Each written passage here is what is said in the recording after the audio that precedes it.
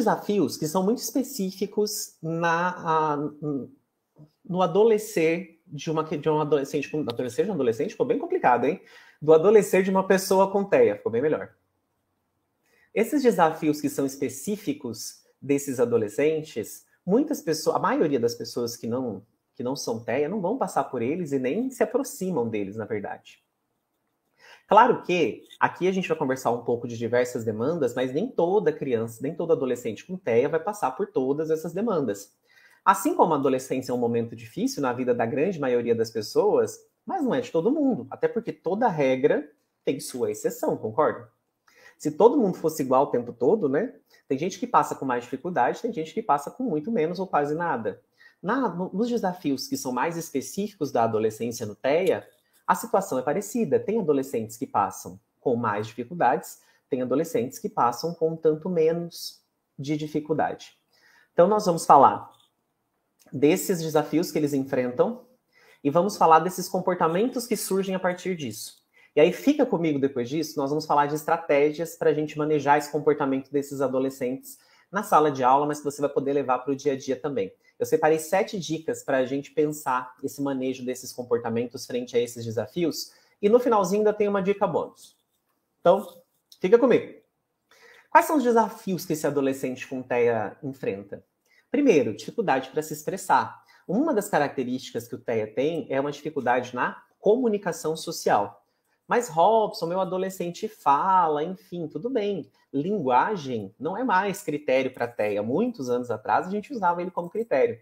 Hoje em dia, é comunicação. E comunicar-se não é só comunicação verbal. A gente tem a comunicação não verbal também. Olhar no olho, entender gestos, entender expressões faciais, conseguir expressar e mostrar o que você quer.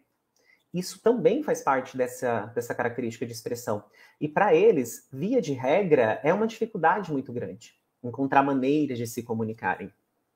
E se esse adolescente foi um adolescente que não passou por estimulações ao longo do seu processo de desenvolvimento, até chegar nesse momento aqui da adolescência, é um adolescente que com certeza vai ter muito mais dificuldade. Claro que se foi identificado na infância, e aí a gente consegue avançar num processo de intervenções, ele chega nesse momento com muito mais capacidade de expressão, mas ainda assim com dificuldades. Eles também, normalmente, apresentam alguns interesses mais infantilizados. Os interesses deles, por serem mais restritos e por terem mais dificuldade nesse campo de socialização, acabam tendo interesses um pouco mais infantilizados. E aí, já vamos dar uma pequena vírgula aqui. Uma outra característica que é muito comum é de nós também acabarmos infantilizando o adolescente com TEA.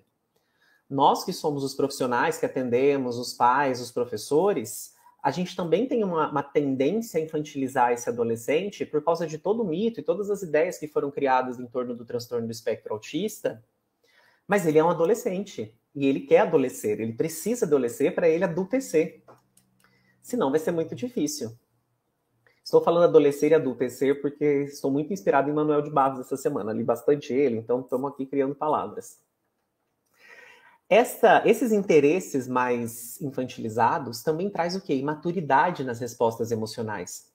Eu tenho dificuldade na expressão e eu não consigo me expressar de maneira adequada. Então, eu tenho uma certa imaturidade nesse processo. E aí, olha, deixei até marcadinho para você. Eu tenho muitas mudanças de rotina.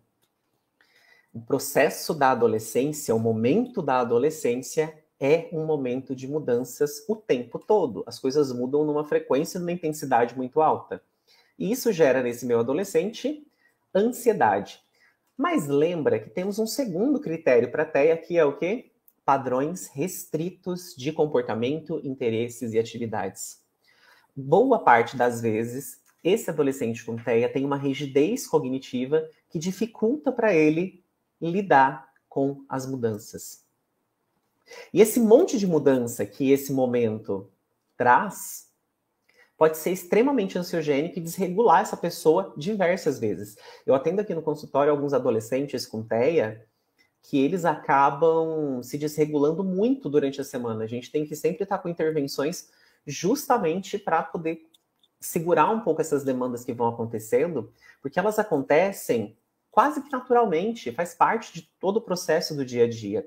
E se eu não tenho um profissional que atua junto com ele, no miúdo ali do dia a dia, de sala de aula, enfim, ele acaba fazendo muito mais mudanças do que ele necessitaria até e causando muito mais ansiedade nesse adolescente.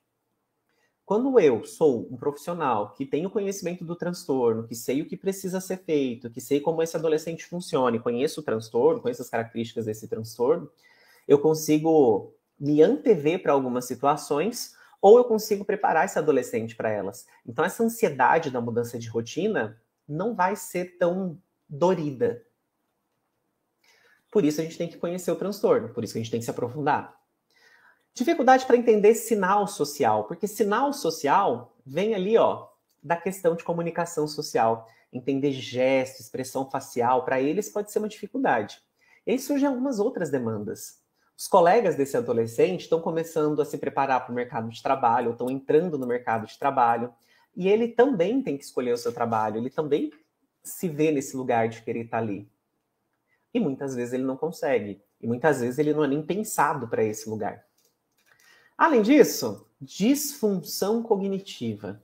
Se tem uma dificuldade que o TEA tem, em um nível bastante alto, é uma dificuldade no funcionamento executivo, que nós chamamos de disfunção executiva.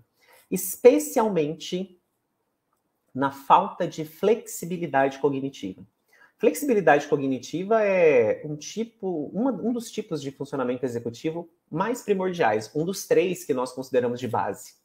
E sem ele, falham muitas outras funções executivas. Sem essa flexibilidade, ter pensamento criativo fica difícil, tomada de decisões fica complicado, alternar tarefas fica difícil.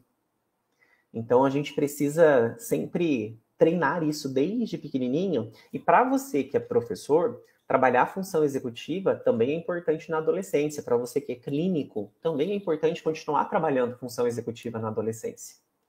Sem contar as dificuldades sensoriais, que muitas vezes elas não deixam de existir quando ele vai para a adolescência. A gente tem alguns dados de algumas pesquisas que mostram que sim, até algumas pessoas com TEA reduzem um pouco a intensidade das suas dificuldades sensoriais. Notem que eu disse reduzem um pouco. A grande maioria ainda terá grandes dificuldades sensoriais. E lembra que dentro do TEA eu posso ter 2 tipos de disfunção sensorial. A hipersensibilidade, que ele acaba ficando muito sensível aos estímulos sensoriais, luz, som, cheiro, tátil, enfim. Mas a gente também pode ter a hipossensibilidade. Então, ele tem dificuldade para perceber esses estímulos e lidar com eles. Isso acontece muito, a gente percebe muito isso, por exemplo, em crianças com TEA que têm uma hipossensibilidade à dor. Ela não sente dor. Pode estar o mundo desabando em cima dela, ela não sente dor. Então, precisamos estar atentos a isso, tá? Além disso, outras dificuldades. Esse adolescente tem pouca frequência em ambientes diversos. A gente sabe que nessa fase, nós frequentamos diversos espaços. Nós temos uma autonomia de ir e vir muito grande que esse adolescente com TEA muitas vezes não tem. Na grande maioria das vezes, ele acaba só frequentando casa e escola, e terapias, né? Mas ele não tem tantas outras oportunidades de socialização, outras tantas possibilidades de trocar com pessoas da mesma idade, de interagir. E isso acaba criando poucos vínculos de amizade. É um adolescente que muitas vezes não consegue ter tantas relações. Primeiro, pela própria dificuldade do transtorno, de lidar com as questões e as tessituras de comunicação, mas também porque os outros acabam se afastando um pouco desse adolescente com TEA. A gente não pode tapar o sol com a peneira e dizer que todo mundo aceita muito bem a criança com TEA, o adolescente com TEA. Porque a gente sabe que não é assim. A gente sabe que muita gente coloca de canto esse adolescente, especialmente os pares. Até por isso, nós precisamos trabalhar essa socialização em sala de aula, desde pequenininho, para a gente naturalizar essa troca. Para as outras crianças entenderem que ser uma criança neurodivergente, ter uma neurodivergência, é só uma característica de quem essa pessoa é. Uma característica, porque ele tem muitas outras que são tão importantes quanto as características do transtorno. Também tem um estigma social em relação ao namoro, que a gente vê muitas vezes. aquela história de anjo azul, que me dá 2 medos e meu coração dá um duplo twist carpado toda vez que alguém fala isso. Essa história de infantilizar e de puritanizar as crianças com TEA faz com que a gente não dê para eles a possibilidade de troca afetiva, de relação ao namoro. Isso é muito importante também. Eles também querem ter essa troca. E eles vão procurar essa troca também. Lembrem-se disso. O acesso restrito a atividades culturais também é uma demanda, especialmente para essas crianças e adolescentes com TEA que acabam tendo hipersensibilidade. A gente agora tem alguns pequenos movimentos, né, que estão tentando ajudar as pessoas com TEA, como, por exemplo, as sessões azuis no cinema, com volume mais baixo, com uma iluminação a meia luz, para que eles possam não ter tanta estimulação. Mas ainda são poucos eventos e espaços sociais e espaços culturais que acabam promovendo para eles essa possibilidade de adequação. A gente precisaria de muito mais, até para potencializar essa troca com eles. A escassez de relações sociais, que muitas vezes acontece também. Ele não tem muitas relações, vive mais em casa. Tem uma outra demanda que eu vou citar brevemente. Muitas vezes as famílias também precisam dobrar a demanda de trabalho, a carga de trabalho, para poder fazer manutenção das terapias, ou não dobra o trabalho, mas levar para as terapias e acompanhar nas terapias tem uma demanda de tempo muito grande. Então a gente sabe que muitas vezes a própria família não tem condições de trabalhar essa socialização e essas relações em outros tantos âmbitos. E isso também é importante para eles. O convívio social, então, muitas vezes fica mais limitado à família. Eles acabam tendo pouco acesso aos esportes, na grande maioria das vezes mais dentro da escola. A gente também tem o desejo de trabalho, porque ele está vendo seus colegas trocando nesse processo. Só que esse desejo de trabalho, ele, apesar de ser muito latente muitas vezes, ele encontra barreira no acesso. As empresas, enfim, as instituições não estão preparadas para receber essa pessoa com autismo. Elas não estão preparadas em diversos âmbitos, tanto no âmbito de aprendizado e compreensão do transtorno do espectro autista, até mesmo do espaço ambiente, para que esses adolescentes possam efetivamente entrar no mercado de trabalho. A gente sabe que existem algumas iniciativas bem interessantes Brasil afora para tentar inseri-los no mercado de trabalho, só que isso precisa crescer um pouco mais ainda, né? Além de pouco acesso às redes sociais, muitas vezes, nem todos os adolescentes com TEA têm esse tanto de acesso às redes sociais, o que pode também ser uma dificuldade.